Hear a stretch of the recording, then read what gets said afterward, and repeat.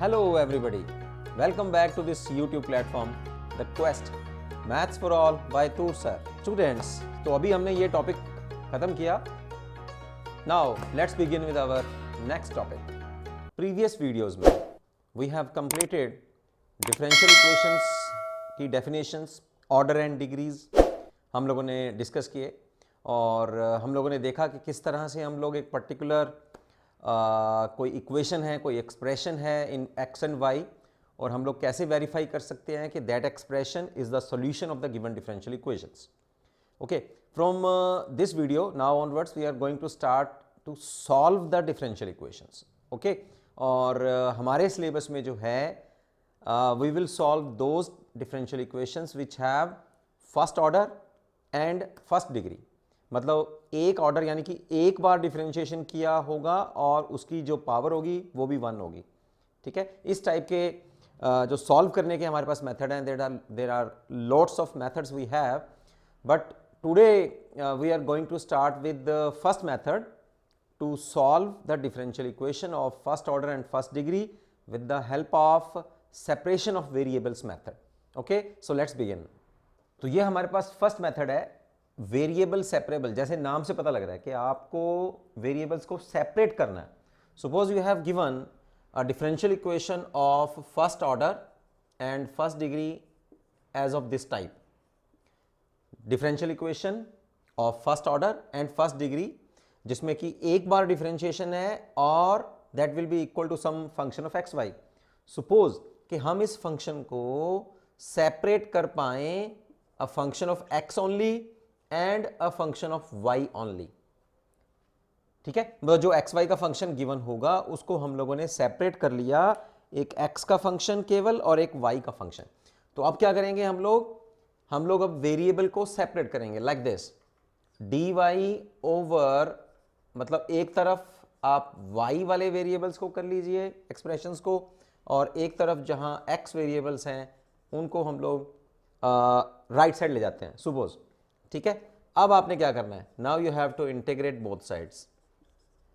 मैंने आपको previous lectures में बताया था कि जब हम लोग डिफरेंशियल इक्वेशंस को बनाते हैं then you have to make the differentiation. और आज से जो भी हम लोग अब टॉपिक करने जा रहे हैं उसमें we will have to solve the differential equation. That means आपको इंटीग्रेशन करना पड़ेगा. और उसमें से एक मेथड में, जैसे आप हम लोग आज डिस्कस कर रहे हैं, मेथड ऑफ वेरिएबल सेपरेबल. दो टाइप के सॉल्यूशंस मैंने आपको बताए थे प्रीवियस लेक्चर में भी, general solution and particular solution. General solution क्या होता है, जो गिवन डिफरेंशियल इक्वेशन को सॉल्व करने के बाद आएगा and that contains the arbitrary constants. ठीक है, जो इंटीग्रेशन करने के बाद हम लोग लगाते हैं आर्बिट्ररी कांस्टेंट, वही सेम. पर्टिकुलर सॉल्यूशन क्या होता है, जनरल सॉल्यूशन आपने निकाल लिया and you will have given the some particular values, some initial values. वो इनिशियल वैल्यूज हम लोग जनरल सॉल्यूशन के अंदर पुट करेंगे और वहां से we will find out the values of arbitrary constants. ठीक है, और उन आर्बिट्ररी कांस्टेंट्स के को हम लोग रिप्लेस करेंगे बाय दोज पर्टिकुलर वैल्यूज. तो वो सॉल्यूशन जो बन के आएगा that will be our particular solution. तो देखते हैं, कुछ एग्जांपल्स हम लोग लेते हैं जहां से आपको ये आइडियाज जो हैं इसमें के क्वेश्चन कैसे सॉल्व करना है, you will get the idea. Okay, तो फर्स्ट एग्जांपल में आपको वो कह रहा है कि एक differential equation he is giving you and is asking you to find the general solution of this differential equation. अब देखिए मेथड्स तो काफ़ी हैं. जैसे आज हम लोग वेरिएबल सेपरेबल मेथड कर रहे हैं, next time we will discuss the homogeneous differential equations और उनको कैसे सॉल्व करना है वो मेथड हम लोग डिस्कस करेंगे. फिर लीनियर डिफरेंशियल इक्वेशंस हैं हमारे पास, लेबनिज मेथड के अकॉर्डिंग हम लोग उसको सॉल्व करेंगे. तो एग्जामिनेशन में हो सकता है आपको लिखा हुआ आ जाए कि इस पर्टिकुलर सॉल्यूशन को आप वेरिएबल सेपरेट मेथड से करिए या विद द हेल्प ऑफ, जैसे हम लोग होमोजीनियस डिफरेंशियल इक्वेशन को सॉल्व करते हैं वैसे करिए.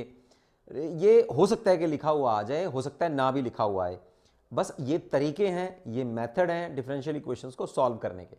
जैसे जैसे आप क्वेश्चंस को करते जाएंगे, फिर उनकी प्रैक्टिस करेंगे, तो आपको अपने आप से पता लगता जाएगा कि कौन सा क्वेश्चन कौन से पर्टिकुलर मेथड से आसानी से सॉल्व हो जाएगा. देखते पता लगेगा आपको. ठीक है, तो आज हम लोग कर रहे हैं मेथड ऑफ वेरिएबल सेपरेबल. तो यहां मैंने क्या बताया आपको कि जो d y by d x है that is equal to a function of x y.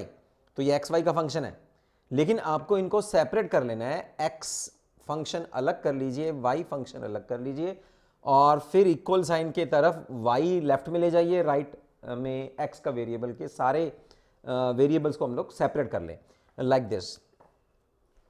तो ये y जो है मैं लेफ्ट साइड में ला रहा हूँ and you will have, we are separating the variables 2 minus y into d y and x plus 1 into d x, right. जैसे ही वेरिएबल सेपरेट हो जाएं बस फिर इंटीग्रेशन कर दीजिए आप। तो अब इसका इंटीग्रेशन हम लोग दोनों तरफ करते हैं, इंटीग्रेटिंग बोथ साइड्स। ये आपने एग्जामिनेशन में लिखना है, ठीक है।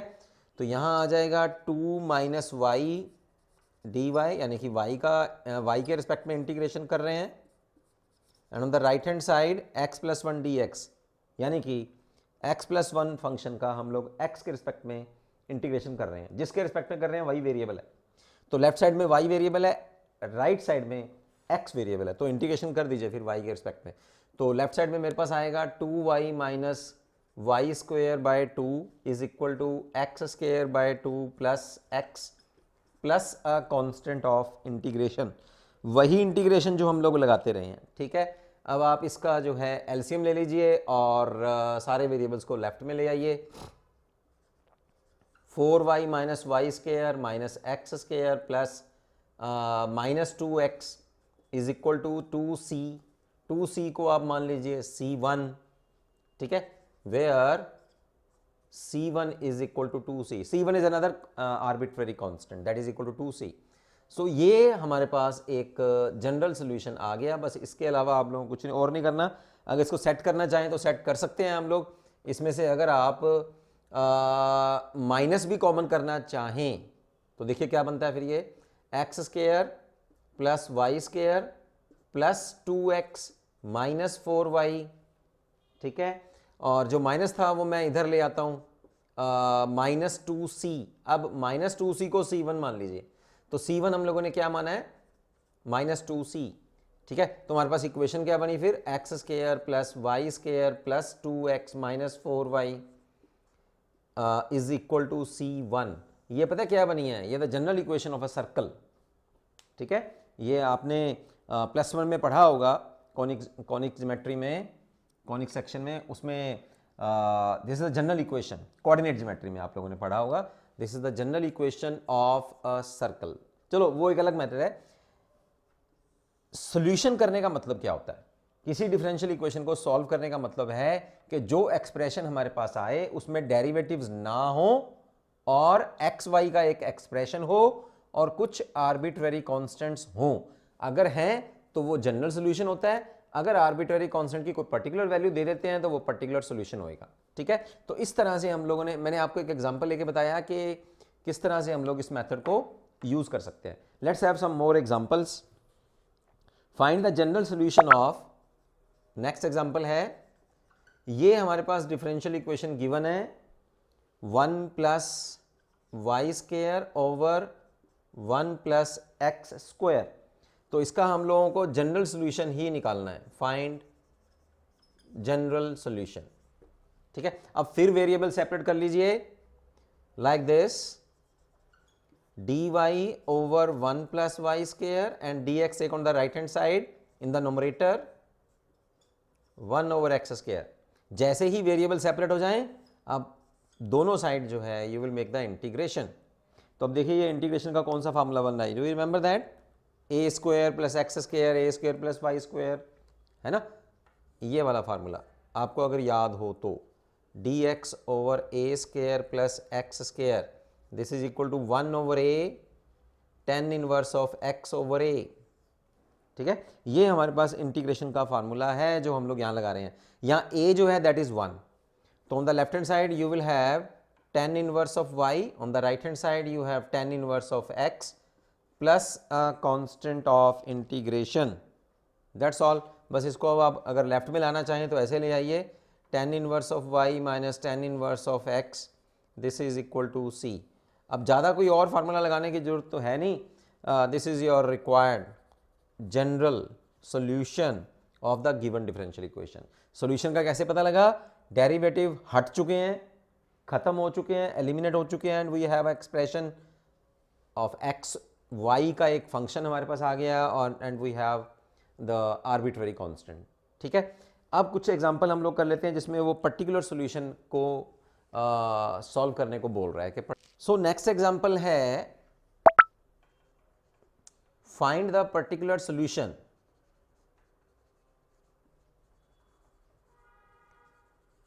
Solution of differential equation dy by dx। ये गिवन डिफरेंशियल इक्वेशन है हमारे पास -4xy² and it is given that you have given the initial conditions. क्या गिवन है? y is equal to 1 when x is equal to 0। ये initial value जब हमें given हो तो चाहे वो आपको पर्टिकुलर सॉल्यूशन का नाम ले या ना ले, वो अगर ये भी कह दे ना कि find the solution of this differential equation, तो उसका मतलब यही होगा कि जब आपको ये इनिशियल वैल्यूज गिवन है तो आपको पर्टिकुलर सॉल्यूशन ही निकालना है। ठीक है, वो कैसे? जो हम लोग आर्बिट्ररी कांस्टेंट्स हैं, ये इनिशियल वैल्यूज को हम लोग यूज करके उन आर्बिट्ररी कांस्टेंट्स की पर्टिकुलर वैल्यू निकालते हैं। ठीक है, आर्बिट्ररी कांस्टेंट को डालने का मतलब क्या होता है? जैसे मैं आपको बताता हूं पर्टिकुलर और जनरल में क्या फर्क होता है। देखिए, ये है x², जैसे हमने पिछला सॉल्यूशन निकाला था -2x + 4y is equal to c1। So this is the general equation of circle. ठीक है, सर्कल की जनरल इक्वेशन है। जनरल इक्वेशन क्यों बोलते हैं इसको? क्योंकि जितनी वैल्यूज हम लोग इस आर्बिट्ररी को कांस्टेंट्स को देते जाएंगे, हमारे पास different family members of circles आते जाएंगे, families of circles that depend on the value of c1। c1 की वैल्यू अगर मान लीजिए आप 4 पुट करते हैं तो एक मेंबर आ जाएगा, अगर हम c1 की वैल्यू 5 पुट करते हैं तो दूसरा मेंबर आ जाएगा, तो इनफाइनाइट मेंबर्स आ जाएंगे हमारे पास इस जनरल इक्वेशन में से, तब इसको जनरल बोल रहे हैं। लेकिन जब हम c1 की कोई एक पर्टिकुलर वैल्यू दे देते हैं, है ना, तो हमारे पास ये इक्वेशन क्या बन जाएगी?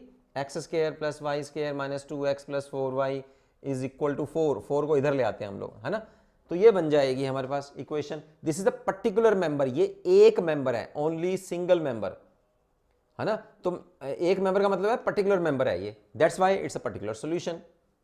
तो जब आपके पास आर्बिट्ररी कांस्टेंट है, that means you have general solution. You can find out many particular solutions by giving the values of the arbitrary constants. ठीक है, जितनी वैल्यू आर्बिट्ररी कांस्टेंट्स को आप देते जाएंगे, आपके पास डिफरेंट मेंबर्स आते जाएंगे उस पर्टिकुलर फैमिली से रिलेटेड, और जब आप उसको पर्टिकुलर वैल्यू दे देंगे और एक मेंबर आप फिक्स कर देंगे तो वो पर्टिकुलर सॉल्यूशन आपके पास हो जाएगा। ठीक है, according to these given conditions. तो ये मतलब है जनरल सॉल्यूशन और पर्टिकुलर सॉल्यूशन का ये मतलब होता है। ठीक है, तो अब इस डिफरेंशियल इक्वेशन को हम लोग सॉल्व करते हैं और फिर उसमें पर्टिकुलर वैल्यूज निकालते हैं हम लोग, ताकि हमारे पास एक पर्टिकुलर मेंबर आ जाए, that will be your particular solution. तो सबसे पहले अगर हम लोग इसको यूज कर रहे हैं by this method variable separable, तो सेपरेट कर लीजिए वेरिएबल्स को, है ना। y वाले जो हैं आप लेफ्ट साइड में ले आइए, तो dy ओवर y² is equal to -4x dx। ये dx मैंने क्रॉस मल्टीप्लाई कर दिया और y को जो है वो मैं लेफ्ट साइड में ले गया। Then you can just make the integration. y² है तो हम लोग ले लेंगे इसको y - 2 into dy -4x dx। Now make the integration both sides. ठीक है, इंटीग्रेटिंग बोथ साइड्स, तो यहां आ गया y -1 over -1 is equal to -4x² / 2 plus constant of integration, right. तो -1 है ना, ये माइनस मैं इधर ले आता हूं, ये आ गया 1 ओवर y। ठीक है, और इधर आ जाएगा, ये माइनस में कॉमन लेकर इसमें साइन चेंज हो गया, 2x² - c, और तो y की वैल्यू क्या आ जाएगी? y will be 1 over 2x² - c। तो ये हमारे पास जनरल सॉल्यूशन आ गया। ठीक है, ऑफ गिविंग डिफरेंशियल इक्वेशन। ये जो हमें डिफरेंशियल इक्वेशन गिवन थी उसका ये एक पर्टिकुलर एक जनरल सॉल्यूशन आ गया। अब पर्टिकुलर सॉल्यूशन निकालते हैं। पर्टिकुलर सॉल्यूशन निकालने के लिए पर्टिकुलर इनिशियल वैल्यूज आपको पुट करनी पड़ेंगी। वो बोलता है कि y की वैल्यू 1 है जब x 0 है। ठीक है, तो यहां पुट कर दो फिर जनरल सॉल्यूशन में, यानी कि पर्टिकुलर सॉल्यूशन निकालने के लिए आपको सबसे पहले जनरल सोल्यूशन निकालना पड़ेगा। तो क्या लिखेंगे, when x is equal to 0 y is 1, तो यहां पुट करिए, फिर y की वैल्यू 1 पुट करते हैं, 1 ओवर x 0 है minus c as it is, ठीक है। तो अब क्रॉस मल्टीप्लाई करते हैं, ये तो 0 हो गया, माइनस से इधर मल्टीप्लाई करते हैं, minus c is equal to 1 और c इज इक्वल टू -1, तो यहां पुट करते हैं फिर। तो पर्टिकुलर सोल्यूशन क्या आया फिर, 1 ओवर 2x स्क्वायर प्लस 1। ये देखो मैंने आर्बिट्रेरी कांस्टेंट की एक पर्टिकुलर वैल्यू मैंने यहां पुट कर दी है, रिप्लेस कर दी है। So this is the required particular solution, ठीक है। y is equal to 1 over 2x square plus 1। यहाँ सोल्यूशन कैसे बना, क्योंकि इसमें से डिफरेंशियल जो कॉफिशिएंट है, डेरिवेटिव्स हैं, वो खत्म हो चुके हैं, वो एलिमिनेट हो चुके हैं, and we have an expression of y in terms of x, ठीक है। तो this is the solution. Okay, now let's have one और two more examples. So next example he is giving you, find the equation of the curve passing through the point 1 1 whose differential equation is x dy। देखिए यहाँ वो आपको directly नहीं कह रहा कि particular solution निकालना है, x dy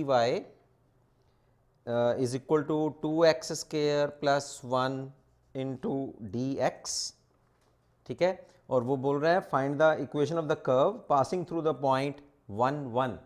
तो एक पर्टिकुलर पॉइंट उसने आपको दे दिया, उसके ऊपर वो कर्व मांग रहा है, इस डिफरेंशियल इक्वेशन को, वो कर्व इस डिफरेंशियल इक्वेशन को सेटिस्फाई करती हो। Find the equation of the curve passing through the point whose differential equation is this. इसका मतलब क्या बना कि इस डिफरेंशियल इक्वेशन को सॉल्व करके आपके पास जो एक्स वाई का जो एक्सप्रेशन आएगा that will be a curve, लेकिन वो कर्व जो आएगी that will be a general curve, क्योंकि उसमें आर्बिट्रेरी कांस्टेंट होंगे। When we are doing the integration, then you must have the arbitrary constants. तो उन आर्बिट्रेरी कॉन्स्टेंट्स को आपको पर्टिकुलर वैल्यू देनी होगी, और वो पर्टिकुलर वैल्यूज क्या है कि वो कर्व 1 1 से पास कर रही है, तो वहां से आपको पर्टिकुलर वैल्यूज आ जाएंगी। तो सबसे पहले क्या करें फिर, सबसे पहले आप इसको वेरिएबल सेपरेट कर लीजिए और इसको सॉल्व कीजिए, ठीक है। देखिए क्योंकि मैं यहाँ थ्योरेटिकली थ्योरी जो है उसकी स्टेटमेंट की काफ़ी बड़ी है, तो मैं उसको यहाँ पिक डाल देता हूँ आपको, और सॉल्व हम यहाँ करते हैं। तो सबसे पहले आप वेरिएबल सेपरेट करिए इसके, 2x square plus 1 over x into d x, right. तो डिवाइड करेंगे तो ये आएगा 2x plus 1 over x into d x. तो वेरिएबल सेपरेट हो गए। चलिए अब इंटीग्रेशन कर देते हैं, integrating both sides. So on the left hand side you have y, on the right hand side you have x square by 2 plus log of x plus c. See here we have arbitrary constant. तो ये तो general solution हो गया हमारा, general solution, या ऐसा कह सकते हैं कि जनरल कर्व आ गई, ठीक है। अब ये कर्व जो है that is a family of curves, family of infinite curves, जिसमें जितनी आप c की वैल्यूज इसमें पर्टिकुलर डालते जाएंगे, you will have another member another member another member, loads of members are there for this curve, जो फैमिली इस differential equation को सेटिस्फाई करती है, ठीक है। लेकिन हमें वो पर्टिकुलर कर्व चाहिए जो 1 and 1 से पास करे, है ना, यही कह रहे हैं ना, find the equation of the curve passing through point 1 1। तो बस इसमें फिर पुट कर दीजिए y की वैल्यू भी 1 और x की वैल्यू भी 1 करिए। तो ये 2 तो कैंसिल है, 1 square plus log of 1 plus c, log 1 is 0, तो c आ जाएगा हमारे पास 0। तो y की वैल्यू मेरे पास आई x square plus log of x, तो ये पर्टिकुलर कर्व आ गई। This is the equation of the curve passing through 1 1, ठीक है। So this is the answer. तो ये पर्टिकुलर सोल्यूशन आया हमारे पास। इसको देखिए, अब अपने आप से ये जो है एक अंडरस्टैंडिंग है कि उसने आपको इक्वेशन में ये कहा नहीं कि आपको पर्टिकुलर सोल्यूशन निकालना है या जनरल सोल्यूशन निकालना है, उसने एक थ्योरेटिकली आपको स्टेटमेंट दे दिया, उस स्टेटमेंट में से आपको खुद आपको जो है मीनिंग निकालना है। जैसे मैंने आपको बताया था कि जब भी आपको कोई पर्टिकुलर वैल्यूज गिवन हो तो उसका मतलब यही होता है कि आपको पर्टिकुलर सोल्यूशन ही निकालना है, ठीक है। Let's have 1 or 2 more examples, वो भी पर्टिकुलर सोल्यूशन से ही रिलेटेड है। नेक्स्ट है find the equation of the curve passing through -2 3 given that the slope of the tangent to the curve at any point is this. तो यहाँ कहने का एक अलग मतलब उसने दे दिया आपको, ये भी इसकी भी स्टेटमेंट जो है मैं यहाँ आपको इस जगह पर जो है मैं डालने वाला हूँ, पिक डालने वाला हूँ। वैसे आई होप कि आपके पास बुक होगी जो +2 की न्यू बुक है जिसमें सिलेबस जो है नया आया है, तो वो बुक आप अपने सामने रखिए और I am reading the statement for the example number 8। Find the equation of the curve passing through, कौन सी हमें कर्व लेनी है जो -2 3 में से पास करती है। तो -2 और 3 एक पर्टिकुलर पॉइंट दे दिया, वही कर्व चाहिए। वैसे तो कर्व्स की इन्फाइनाइट मेंबर्स आएंगे हमारे पास, लेकिन हमें वो मेंबर चाहिए जो -2 और 3 में से पास करता हो। और वो कह रहा है कि स्लोप जो है, कर्व की जो स्लोप है, स्लोप इज 2x/y²।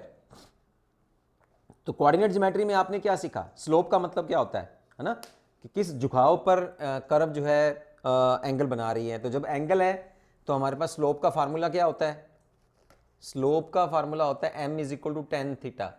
जब हमारे पास पॉइंट्स हैं तो स्लोप हम लोग निकालते हैं y2 - y1 x2 - x1। और जब हमारे पास इक्वेशन है ना कर्व की, xy का एक्सप्रेशन दे रखा हो, तो स्लोप हम निकालते हैं m = डेरिवेटिव dy/dx। तो अब तो हमें एक्सप्रेशन गिवन है, इसका मतलब स्लोप का मतलब क्या होगा कि आपको डिफरेंशियल इक्वेशन गिवन है कौन से कर्व की, जो कर्व हमें निकालनी है। तो यहां गिवन क्या है, फिर गिवन है dy/dx = 2x/y²। चलिए अब वेरिएबल सेपरेट कर लेते हैं, उसी तरह से सॉल्यूशन निकाल लीजिए और सॉल्यूशन को फिर पर्टिकुलर सॉल्यूशन निकाल लीजिए उसमें से, ठीक है। तो यहाँ आएगा y² dy = 2x dx, making the integration both sides you have y³/3, this is equal to x² plus a constant of integration, so these are the general curve। ये हमारे पास जनरल इक्वेशन ऑफ कर्व्स, ठीक है। इस जो हमने solution निकाला, ये general solution जो हमने निकाला, इसमें से इनफाइनाइट मेंबर्स आ सकते हैं हमारे वो कर्व्स के जो इस डिफरेंशियल इक्वेशन को, या ऐसे कह सकते हैं कि जिनकी स्लोप जो है वो 2x/y² होगी, ठीक है। लेकिन हमें वो पर्टिकुलर मेंबर चाहिए जिसकी स्लोप तो ये हो लेकिन वो -2 3 में पास करता हो। तो क्या लिखेंगे, द रिक्वायर्ड स्लोप या required curve passing through -2 and 3। तो पुट कर दीजिए यहां, in place of y you are putting 3, तो 27/3 is equal to, in place of x you are putting -2, तो 4 + c, हेयर वी हैव 9 और c की value जो आ गई वो है हमारे पास 5।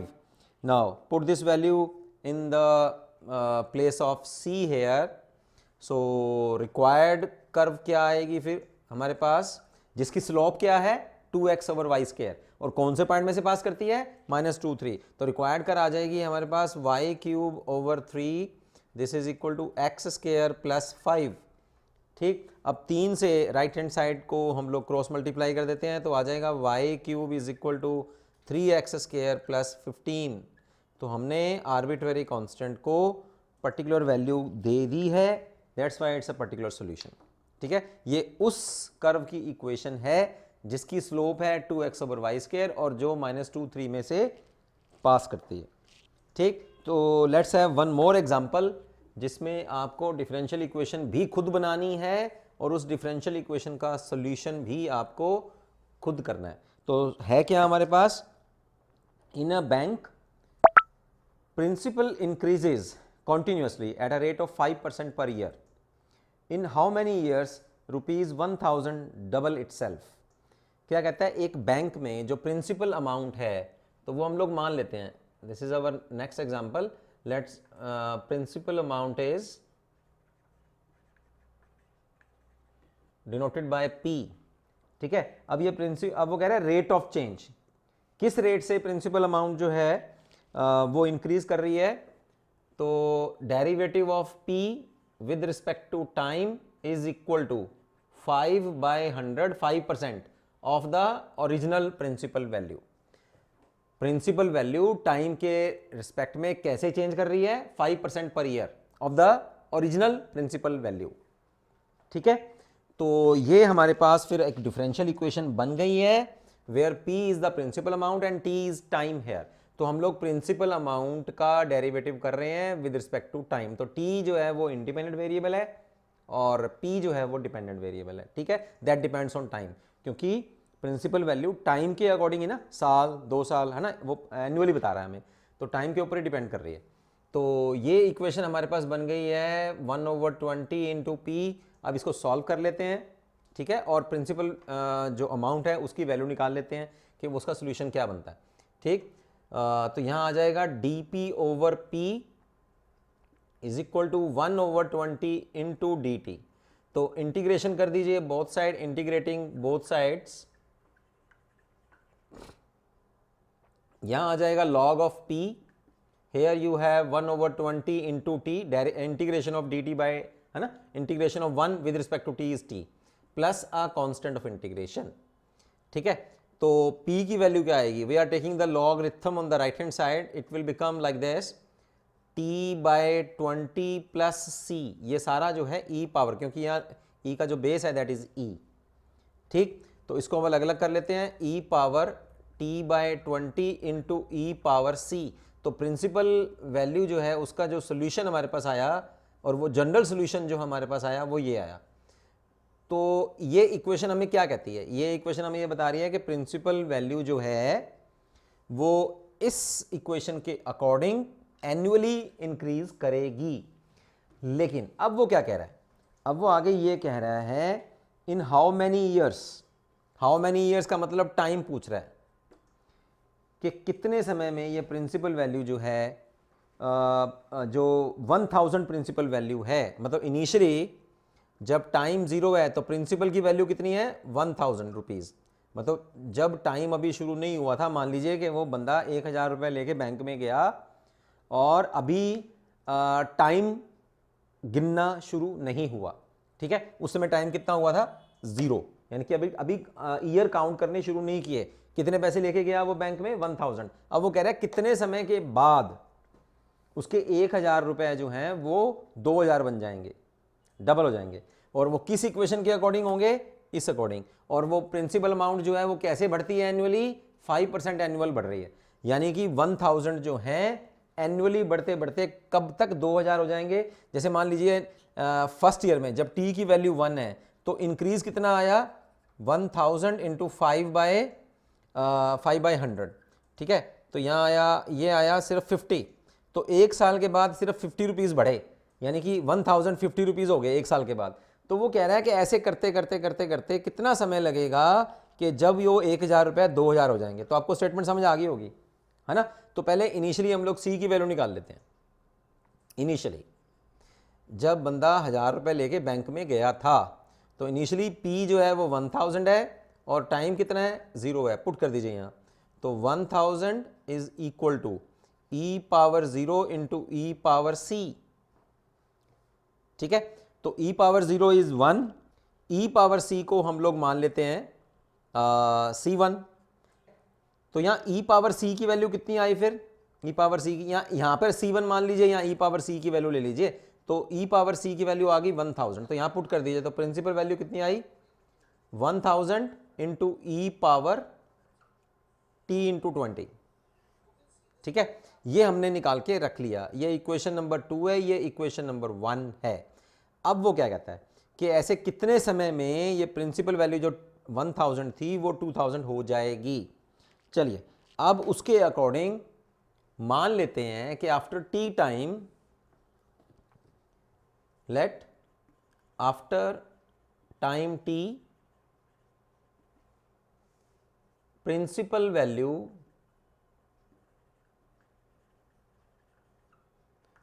of 1000 becomes 2000। ठीक है, तो यहां पुट कर दीजिए फिर 2000 is equal to 1000 e power t by 20।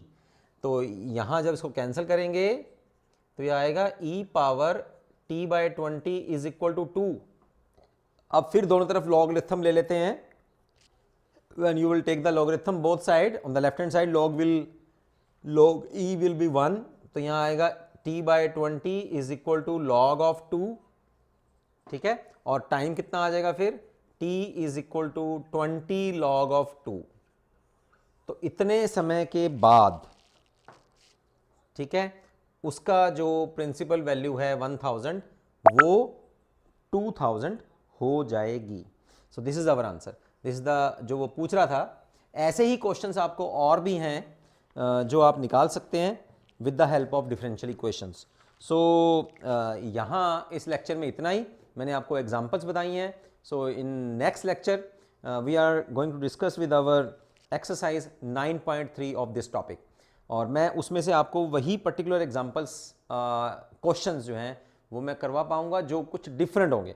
जो इन एग्जांपल से रिलेटेड एग्जांपल्स हैं उनको मैं फिर आपको एज एन असाइनमेंट कहूँगा कि वो आप करिए, ठीक है। कुछ क्वेश्चंस मैं उसमें से करवा देता हूँ। तो see you in my next video.